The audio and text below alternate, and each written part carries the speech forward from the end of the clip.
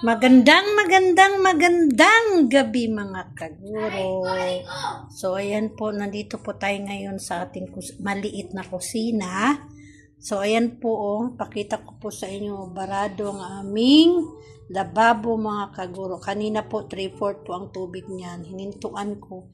Naghugas po ako mga kaguro ng mga plato ko. Ang mangkok lang po yung nahugasan ko, pero ito sinabon ko lang, hindi ko na po binanlawan kasi halos mapuno na po sa tubig itong lababo natin mga kaguro. Kaya hinintuan ko, tapos medyo bumaba naman na po siya, kaya tutuloy natin sa paghugas itong kaunting plato at saka itong kaunting mga baso mga kaguro. So pwesto ko lang po mga kaguro yung ating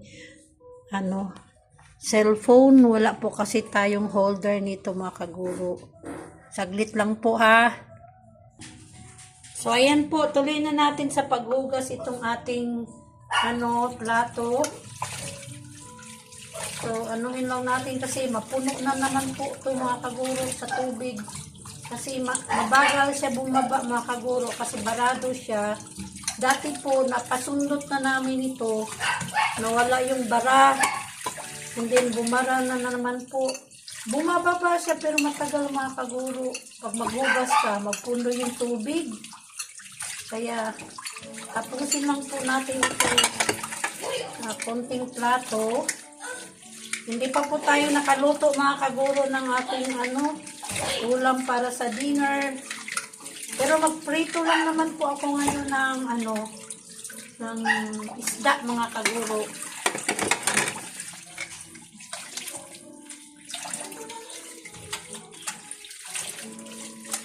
Prito tayo ng isda, yung hindi ko alam kung nakalimutan ko yung pangalan ng isda na yun.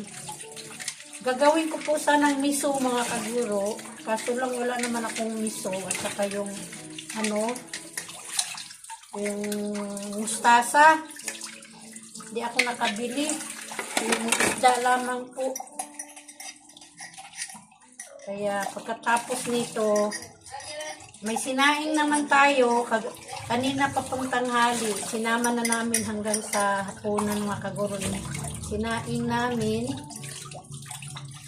Kaya ang lulutuin na lang po natin ngayon ay ang ating ulam mga kaguro. Prito lang po tayo. Prito lang po ako mga kaguro.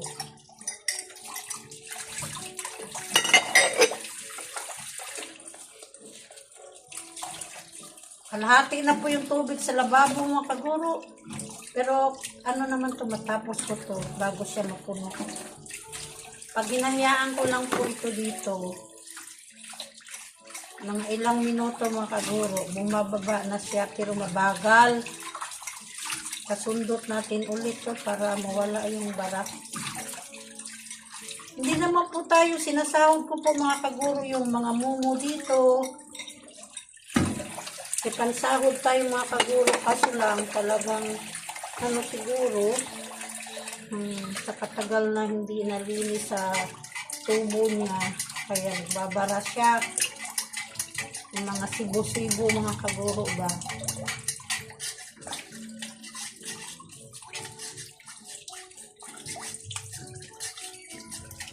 Unti-unti lang tayong maghugas dito. Kasi pag tuloy-tuloy yung hugas natin, lahat hugasan, puno yung lababo sa tubig mga kaguro.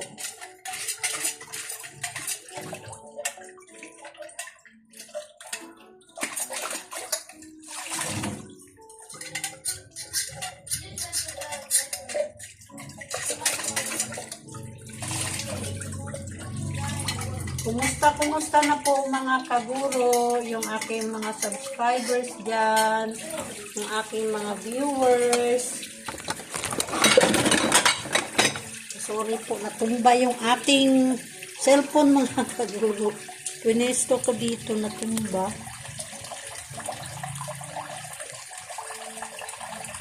So, ayan na po.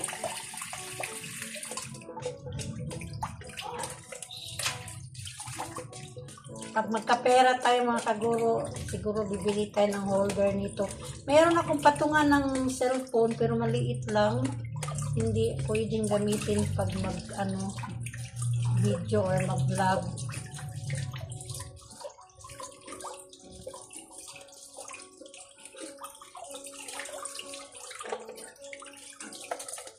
So, ito na lang yung last mga kaguro. Ugasan natin.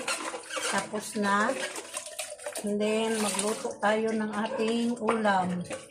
Ng ating isda. Ang pritong isda lang po tayo ngayon mga kaguro. Wala tayong sabaw.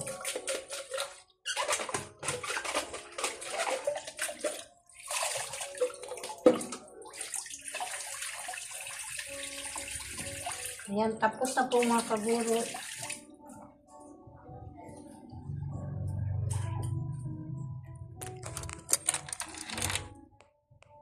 At ito ngayon yung nangyari ng ating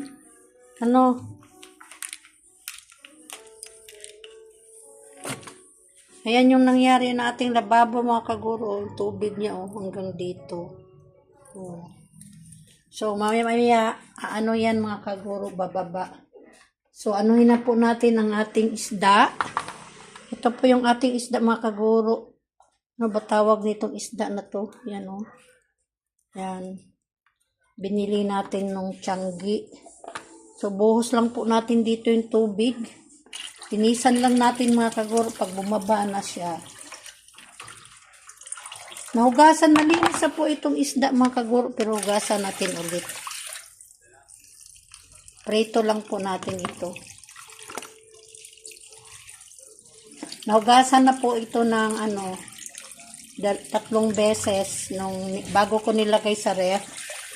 Tapos ngayon hugasan natin ulit kasi binabad natin siya sa tubig.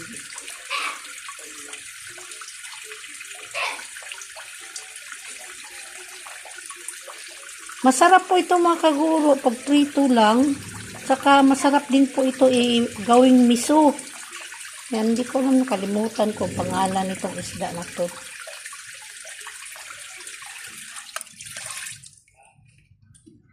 Yan, so buhos lang po natin itong tubig. Handahan lang natin kasi baka malaglag itong ating isda mga kaguro dito sa tubig.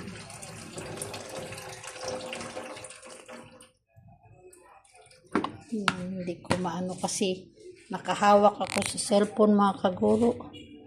Ganun lang natin siya.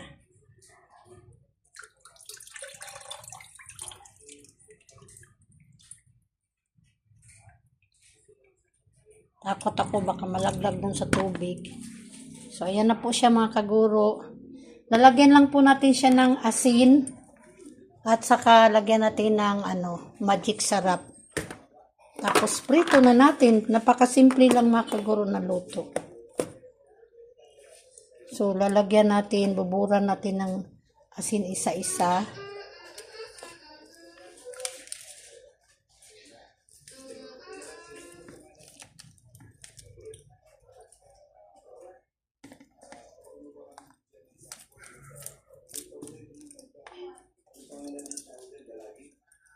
Kalang po kuha tayo ng kutsara kasi natin yung kamay natin dito sa asin. Lagyan na ng asin malangsa.